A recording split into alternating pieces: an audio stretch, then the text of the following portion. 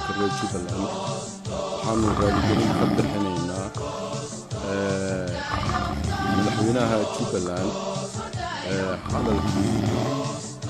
uu isagu ku tilmaamay hadalku ma jiro uu yeeray iyo ra'iisul wasaaraha madaxweynaha jamhuuriyadda federaalka ee Soomaaliya arrintaasi arrin sax ah mayna ahayn raaligelin baan والشباب كانت كمية هذا السياسة برلمان كديجان قلة فوضى كديجان مال شباب كحكت كهلان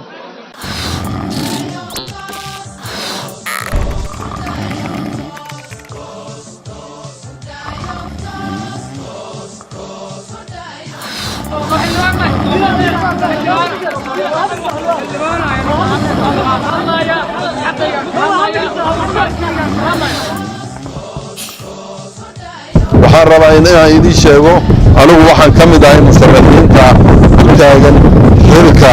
murashaxnimada ee dowlad goboleedka Jubbaland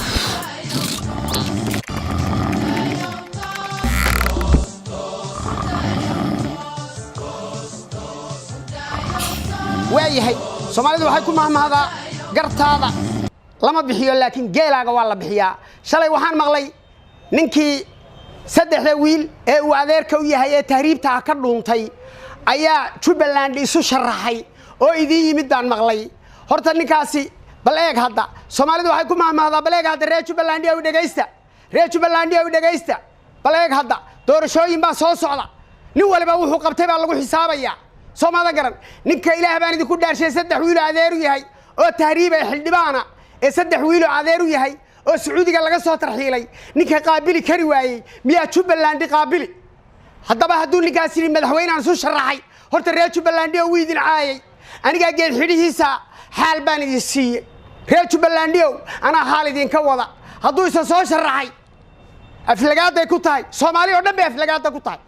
oo Ilaahay goog yahay oo reer Jubbaland bay meel ka dhac ku tahay ana xaalka idin siiyay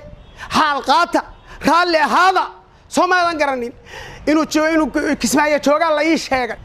waa Cabdi Fataax Maxamed Cali waxba la isu qarin maayo xildhibaanadii waa ka xayuubiyay Jubbaland baan madaxweyne isu sharaxay haduu yirina ana xaalid siiyay reer Jubbaland oo raalli ahaada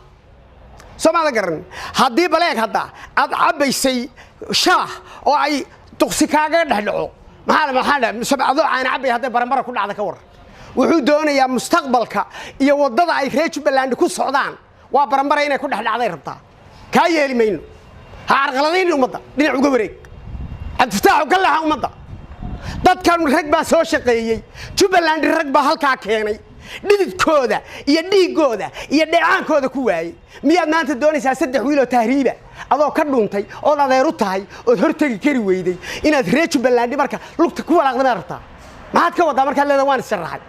istada madaxweynenimada soo sharaxday uqsamo cadama xildhibaannimadii baanu ka qaadnay oo la igu ogyahay ka leexo naga wareeg